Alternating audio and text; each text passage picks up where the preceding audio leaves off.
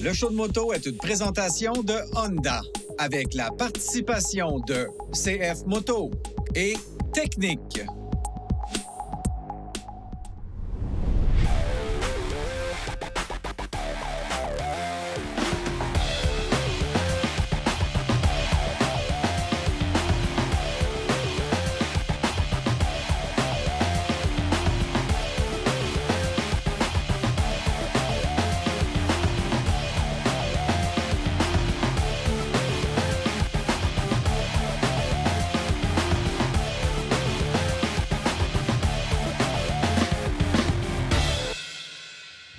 Bonjour tout le monde, bienvenue au show de moto. Que vous soyez passionné de moto depuis peu ou un vieux biker avec plein de kilomètres derrière la cravate, le show de moto, c'est le rendez-vous des passionnés. On commence ça tout de suite.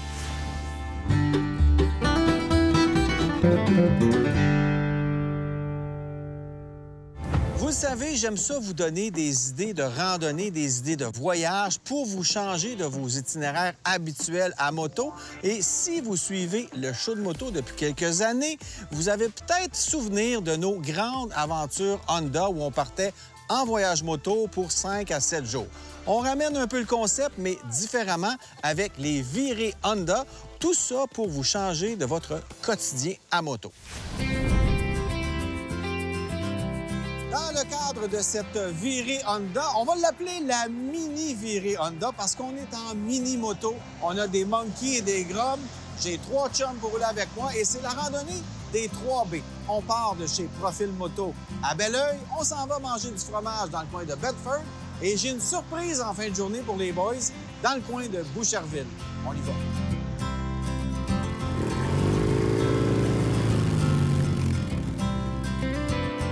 On est déjà dans les flancs du Mont-Saint-Hilaire, que c'est un beau coin. On n'est pas très loin de la ville de Montréal, mais c'est très paisible. Il y a beaucoup de gens qui viennent faire de la randonnée ici, dans cette montagne-là. Bien, c'est ça que ça permet de faire, hein, ces petites motos-là. On dirait qu'on redécouvre les petites routes. Les zones de 50, de 70 sont nos meilleurs amis. Fait que toi, Éric, tu as accepté l'invitation. On avait fait une invitation sur Facebook. Il a dit, moi, je vais avec vous autres. T'es un gars de Saint-Antoine? Saint-Antoine, sur Richelieu. Donc, Belleuil, c'est pas trop loin.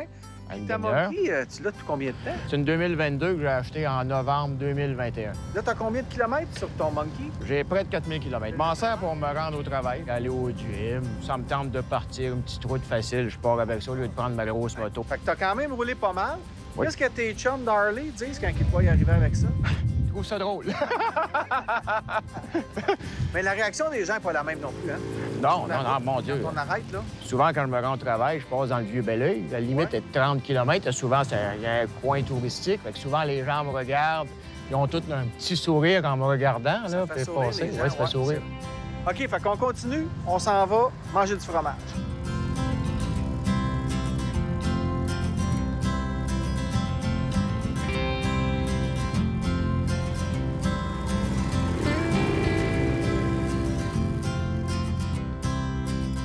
Bon, bien, nous y voilà. Fromagerie Missisquoi.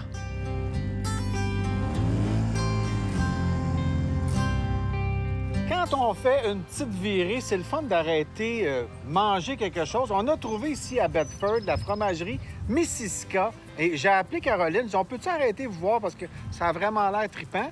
Caro, c'est vraiment cool chez vous. Merci d'être arrêté de Écoute, nous voir. On est content. En plus, tu as des beaux fromages. Mais parle-moi un peu de votre entreprise. C'est familial, 4e génération. C'est toi maintenant qui roule le show. Oui, au niveau de la production laitière, dans Oui. le fond, ça date de mon arrière-grand-père. Le fromage, ça a tout le temps été au cœur de notre famille. On consommait des blocs et des blocs. Et tout d'un coup, mon père a fait des meules pour nous, la famille, avec notre lait.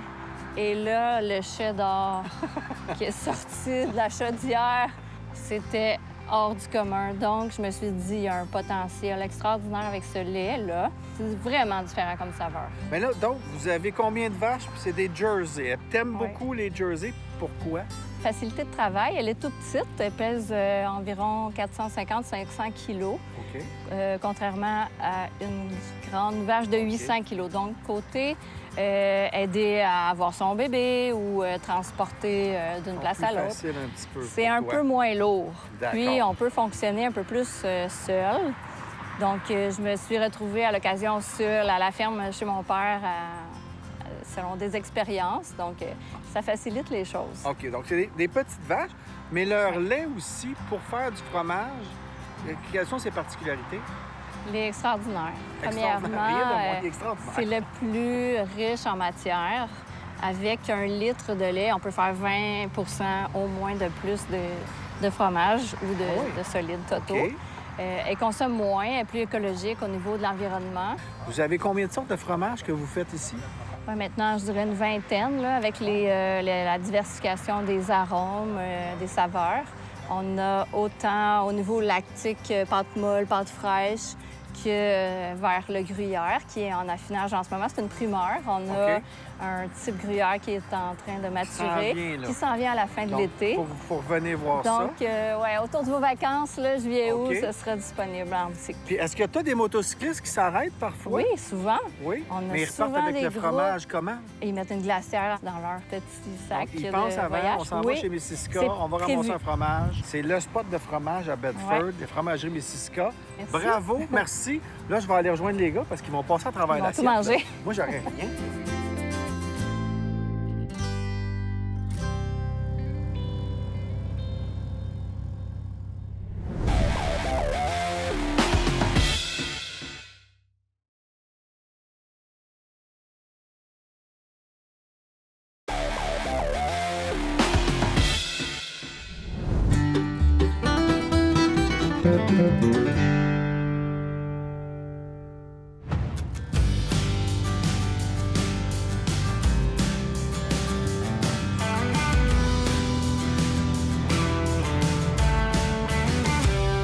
Une virée Honda avec des mini-motos. J'ai dit, je peux pas appeler mon chum Serge. C'est un de mes vieux chums. C'est un collectionneur de motos antiques. Il y a beaucoup de petites motos. Serge, tu es descendu avec ton CT70. Parle-moi-en un petit peu. Honda a commencé à faire la série CT en 1964, ce qu'ils appelait des trails. Oui. En 69, le CT70 a fait son apparition jusqu'en 86 ici au Canada. Okay. À peu près 4 générations différentes, toujours avec le même moteur de 72 cc. Tu l'as acheté tel que tel? Écoute, je l'ai trouvé, ça faisait 30 ans qu'il était arrêté, donc elle a eu besoin de certains entretiens, mais pas rien de majeur. Là. Carburation, réservoir d'essence, c'est à peu près tout. C'est plus d'origine. Elle avait 1014 000 au compteur quand je l'ai. 1014 000 au compteur, parce qu'on est en 1000. On est en 1000. C'est une moto américaine? Non, dans ces années-là, en 76, c'était en 1000. Ça venait déjà en 1000. Eh bien, excellent. Fait qu'on va se faire une petite balade bientôt. Parfait. Mais je vais t'échanger ma monkey contre ça. On s'en reparle.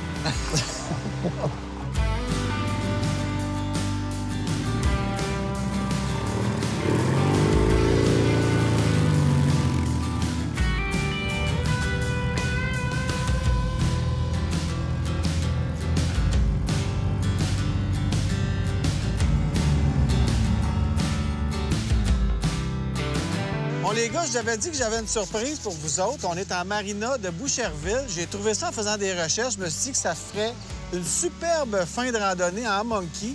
On s'en va faire du Top Dopicos Barbecue Donut. C'est un bateau rond avec un barbecue ou une glacière au centre. Moi, j'ai amené notre bouffe. Donc, on s'en va sur le fleuve. Ils vont venir nous ancrer. On va chiller sur le coucher de soleil.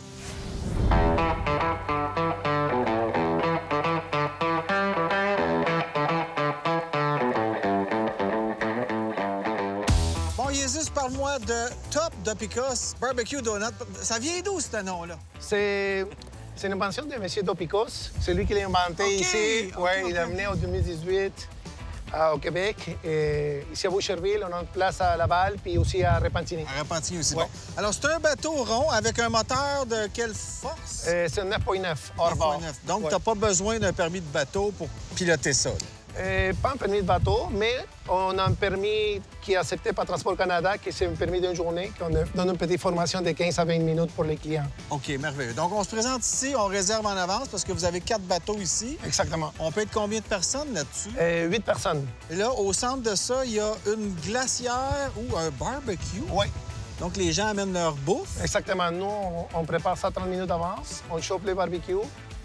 Comme ça, quand les clients y arrivent, en attendant qu'on donne la formation, les barbecues déjà chauds, ils peuvent déjà commencer à mettre leur bouffe dedans. Alors là, tu vas nous amener dans les îles de Boucherville, c'est ça? Oui, dans les chemins du golfe de Boucherville. C'est là qu'on va se promener. C'est la place que tous les bateaux s'ancrent, parce qu'à cause qu'ici, il y a beaucoup de sidous bateaux, ça bouge pas mal. Fait que là-bas, c'est plus tranquille pour que le monde en profite de l'activité. Bien, parfait. On y va? Oh, on y va. On y va. Yes.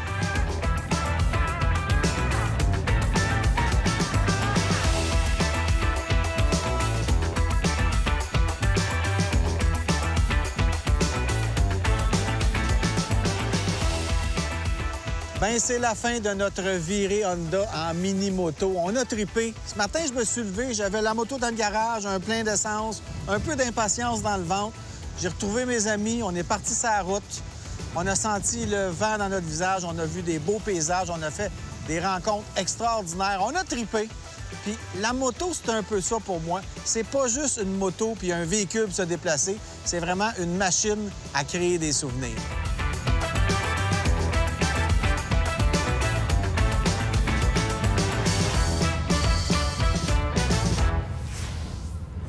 Restez là. Après la pause, on rencontre le président de la Fédération motocycliste du Québec, Sylvain Bergeron, qui vient nous parler des formations moto, MotoPro 4 heures.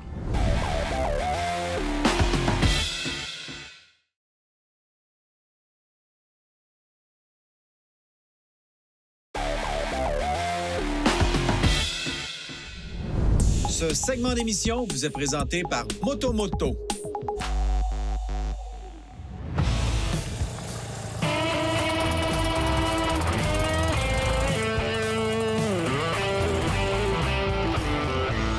Si vous suivez de près ou de loin le monde de la moto, vous avez certainement entendu parler des formations de 4 heures de MotoPro, donc des cours d'appoint pour améliorer son pilotage, même quand on a déjà de l'expérience. On va en parler avec Sylvain parce que je pense que c'est important d'en parler. Vous avez fait une espèce de programme test sur 4 ans de formation 4 heures. Exactement, en partenariat avec la SAC.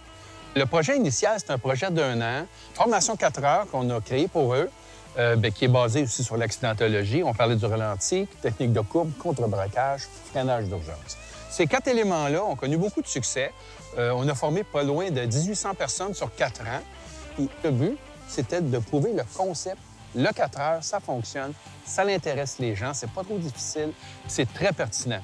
Et là, on a pimpé les formations, si je peux dire. Okay. On a toujours la formation 8 heures MotoPro niveau 1, dans lequel on a ajouté quelques exercices. Et les niveaux supérieurs, on a le niveau interactivité et le niveau habileté. Okay. Le niveau habileté, ce sont des exercices qu'on va faire en succession et des exercices aussi à différents stades de difficulté, évidemment. Okay. Et le niveau interactivité, on parle de faire le même type d'exercice avec d'autres personnes dedans. Donc, on va aller faire une série d'exercices, louvoiement, U-turn, avec quelqu'un à l'arrière de nous ou en avant de nous. Okay. Donc, on va avoir à évaluer la perception autour de nous. OK. Donc, on va plus loin que ce qu'on voit dans le cours pour passer le permis. Si vous avez fait votre permis il y a 1 an ou 2, soyez conscient que vous avez la base. Ensuite, il faut faire du millage, mais de prendre des cours, même pour des gars d'expérience comme nous, de le faire, je suis pas sûr que je vais tout réussir du premier coup. C'est de la bonne pratique. C'est de la bonne pratique, c'est du perfectionnement continuel. Puis on s'entend qu'un cours de 4 heures, c'est excellent de le faire à toutes les années. L'important, c'est peu importe où vous le suivez. Formez-vous. Il y a les cours de 8 heures MotoPro FMQ qui sont un petit peu plus de viande. Ça se donne beau temps, mauvais temps. On en donne partout au Québec. Et une nouvelle formation qu'on vient de mettre au point pour le public, c'est la technique de route. Avant, c'était réservé aux associations fédérées, comme apprendre à rouler en groupe. D'accord. Maintenant, c'est une technique de route qui va être ouverte au grand public. Donc, on refait les 4 exercices de base avec la théorie de comment ça fonctionne en groupe. Et l'après-midi, on part en groupe de 6 à 9 personnes, 2 moniteurs, et on fait des mises en situation. C'est quoi le rôle du leader? C'est quoi le rôle du balayeur? Où est-ce qu'on se place? Comment est-ce qu'on dépasse? Tout le décorum pour que ce soit sécuritaire. Puis, on l'a fait quand même plusieurs fois. Tu guides à l'occasion. Tu sais, quand ça va bien dans un groupe, tout le monde est à sa place, il n'y a pas de surprise, ça va bien, c'est sécuritaire. S'il y en a qui font ça un peu n'importe comment, bien là, on s'expose à des risques, c'est moins drôle. Donc, je pense que c'est une formation qui peut être très intéressante. Il faut savoir que le pilotage moto, quand on décide d'en faire régulièrement, c'est beaucoup plus compliqué que ce qu'on apprend dans les écoles moto qui nous permettent de bien contrôler la moto, oui, surtout de passer notre permis. Mais après ça, on est encore des bébés, là. Oui, puis en même temps, on sait, ça va arriver qu'on va avoir différents types de motos. Bien, tout le monde peut s'adapter. Il faut savoir, ça s'apprend. Moi, je dis souvent ça. Conduire une moto, manipuler une moto, ça s'apprend tout le temps. Puis il faut se mettre en tête qu'on va toujours apprendre. Oui. T'es donc sage. Modeste et sage. Merci, Sylvain. Toujours un plaisir de t'avoir dans le show.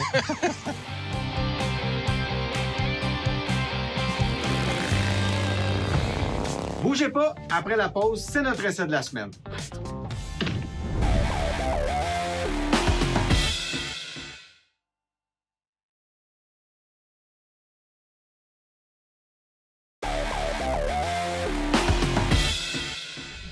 Ce segment d'émission vous est présenté par Béton Surface. Transformez votre garage, libérez votre esprit. Aujourd'hui, au Show de moto, on vous présente la toute nouvelle Honda Transalp, un icône du monde de la moto double usage. Nouveau look, nouvelle technologie, mais est-ce qu'elle est toujours aussi pertinente?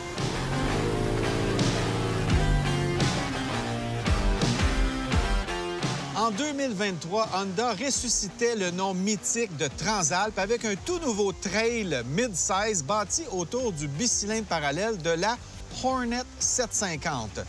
2 ans plus tard, la Transalp 2025 peaufine sa copie et s'affirme comme une concurrente sérieuse dans un segment déjà bien rempli, il faut le dire.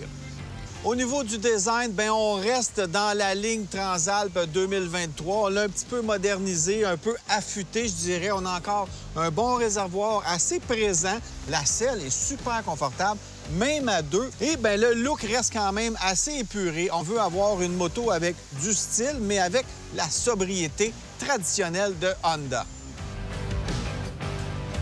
La Transalp, c'est une aventurière, mais pas une aventurière pour les grosses randonnées très, très difficiles dans les chemins techniques avec des gros cailloux, d'où une garde au sol beaucoup plus raisonnable. Donc, on est bien sur cette moto-là, même si on mesure 5 et 10 ou qu'on mesure 6 pieds 2 aussi, on a quand même amplement de place pour les genoux. Le repose-pied est bien placé.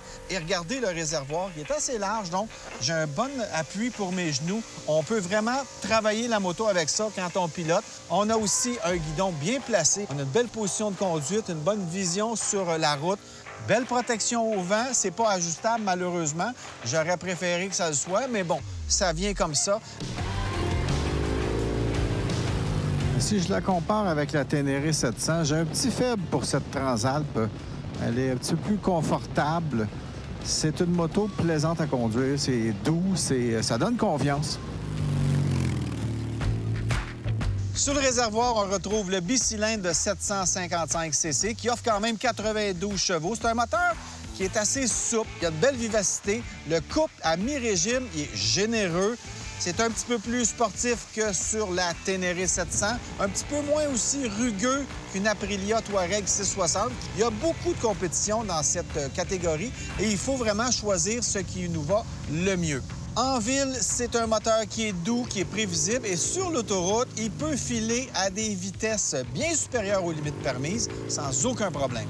Au niveau des suspensions, on a fait confiance à Showa, encore chez Honda. On a une suspension qui est bien calibrée, peut-être pas pour les grosses aventures en enduro, mais c'est quand même une moto qui va rouler parfaitement sur les routes bosselées. On a quand même un bon débattement de suspension en avant et en arrière. C'est pas ajustable, malheureusement, mais quand même, de série, c'est respectable pour le pilote de poids moyen.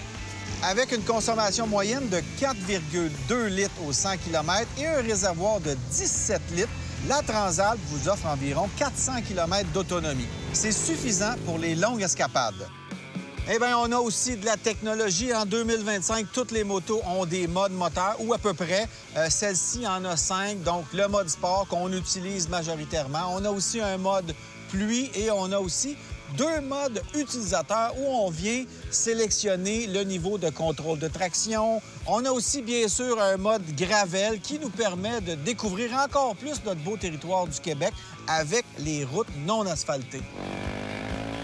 Donc, si on la positionne dans le groupe des motos aventures de moyenne cylindrée, il y a quoi? Il y a la Touareg 660, on a la Vistrom, bien sûr, chez Suzuki. On a aussi la Yamaha Ténéré. Bien, la Ténéré est peut-être un peu plus orientée rallye, off-road.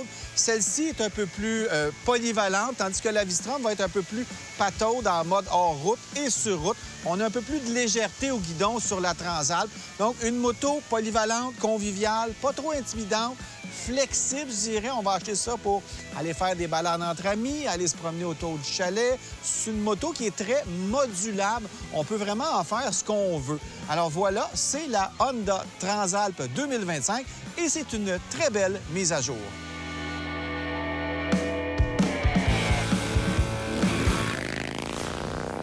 Petite chronique gadget aujourd'hui. Je voulais vous parler d'un produit que je trouve génial, que j'utilise souvent dans mes randonnées. J'en parle, je suis pratiquement un ambassadeur pour eux autres parce que j'aime le produit.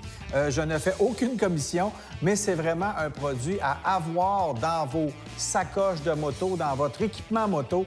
C'est un produit qui s'appelle les Rock Strap. C'est tout simple. Ça fait quelques années que ça existe. C'est un produit qui vous permet de fixer à peu près n'importe quoi sur votre moto et de manière sécuritaire. Premièrement, chaque bout du Rockstrap a une petite boucle comme ça qu'on vient tourner autour d'un item solide sur votre moto. Ensuite, on vient fixer ça ensemble avec ces petites clips de plastique. Et là, je vous entends dire « Ouais, c'est peut-être pas trop solide ». C'est étonnant à quel point ces petites boucles-là sont solides. Et une fois qu'on a attaché les 2 bouts ensemble, c'est la portion élastique qui va vraiment serrer votre bagage et qui va absorber toutes les vibrations sur la moto. Donc, le bagage, une fois qu'il est installé avec ça, on le serre beaucoup et ça ne bouge plus. En plus, ça a le mérite d'être complètement ajustable, précisément. C'est pas comme un câble bungee qu'on doit accrocher, des fois faire des tours parce que le bungee est trop long. Et en plus, bien, en les enlevant, on peut avoir le crochet qui nous revole dans le visage. Donc, c'est pas très sécuritaire, c'est pas très stable. Tandis que les Rockstrap, c'est vraiment un produit qui est pas cher, mais qui va faire la job dans à peu près toutes les situations. Il y a 3 formats, 60 pouces, 42 pouces ou 28 pouces. Donc, on choisit le bon modèle pour sa moto, pour son bagage. Et je vous dis, on s'entraîne toujours 2-3 dans les valises parce que ça peut être pratique pour se dépanner ou dépanner un ami. Donc, le produit s'appelle Rockstrap. Vous allez le trouver sur Internet facilement et c'est un bon item à ajouter à votre trousse motocycliste. C'est tout pour le show de moto cette semaine. J'espère vraiment que ça vous a plu. Je vous rappelle que vous pouvez nous donner des commentaires, nous poser des questions sur notre page Facebook, le show de moto. Je suis très actif. Je vous réponds dès que possible entre 2 rides. D'ailleurs, parlant de randonnée moto, je vous invite à aller rouler. La belle saison bat son plein. Mais, comme toujours, soyez prudents sur les routes. On se revoit la semaine prochaine.